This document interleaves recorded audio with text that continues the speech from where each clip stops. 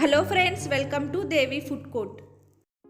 ఈరోజు మన రెసిపీ వచ్చేసి కొబ్బరి పచ్చడి. ఇప్పుడు కొబ్బరి పచ్చడిని సింపుల్గా టేస్టీగా ఎలా తయారు చేసుకోవాలో చూద్దాం. ఇప్పుడు 2 కొబ్బరి చెక్కల్ని తీసుకుని అందులో ఉండే కొబ్బరిని చిన్న ముక్కల కింద కట్ చేసి పక్కన పెట్టుకోండి. స్టవ్ ఆన్ చేసి కడాయి పెట్టుకుని అందులోకి 2 స్పూన్స్ ఆయిల్ని వేసుకోండి. ఆయిల్ హీట్ అయ్యాక 1 టీ స్పూన్ పచ్చిశనగపప్పు, 1 టీ స్పూన్ మినప్పప్పు, హాఫ్ టీ స్పూన్ ధనియాలను వేసుకుని మీడియం ఫ్లేమ్లో లైట్గా కలర్ చేంజ్ అయ్యేంత వరకు ఫ్రై చేసుకోవాలి. ఇలా ఫ్రై చేసుకున్నాక ఇప్పుడు ఇందులోకి 6 ఎండుమిర్చిని ముక్కల కింద కట్ చేసి వేసుకోండి.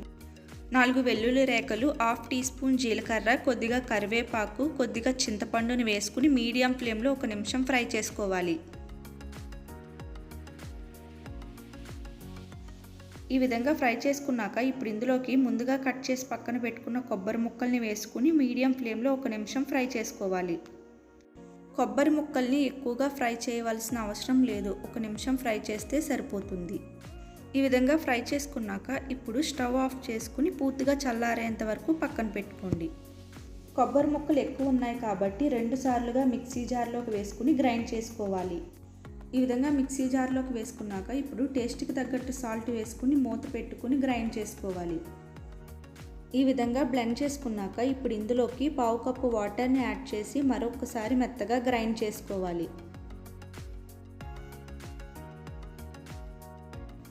ఈ విధంగా మెత్తగా బ్లెండ్ చేసుకున్నాక ఇప్పుడు కొబ్బరి పచ్చడిని ఒక బౌల్లోకి తీసుకోండి.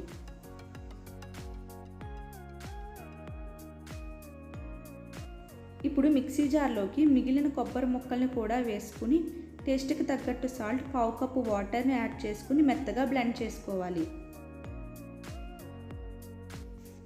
ఈ విధంగా మెత్తగా బ్లెండ్ చేసుకున్నాక ఇప్పుడు బౌల్లోకి తీసుకుని పక్కన పెట్టుకోండి.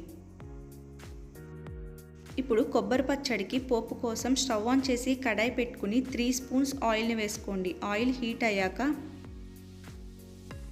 హాఫ్ టీ స్పూన్ పచ్చిశనగపప్పు, హాఫ్ టీ స్పూన్ మినప్పప్పు, హాఫ్ టీ స్పూన్ జీలకర్ర, 1/2 టీ స్పూన్ ఆవాలు, 4 వెల్లుల్లి రేఖలు, 1 ఎండుమిర్చిని ముక్కల కింద కట్ చేసి వేసుకోండి. కొద్దిగా కరివేపాకుని వేసుకుని మీడియం ఫ్లేమ్లో 2 నిమిషాలు ఫ్రై చేసుకోవాలి. ఈ విధంగా పోపుని ఫ్రై చేసుకున్నాక ముందుగా గ్రైండ్ చేసి పక్కన పెట్టుకున్న కొబ్బరి పచ్చడిని వేసుకుని మొత్తం అంతా ఒకసారి బాగా కలుపుకోవాలి. ఈ కొబ్బరి పచ్చడి రైస్లోకి, టిఫిన్స్లోకి చాలా టేస్టీగా ఉంటుంది.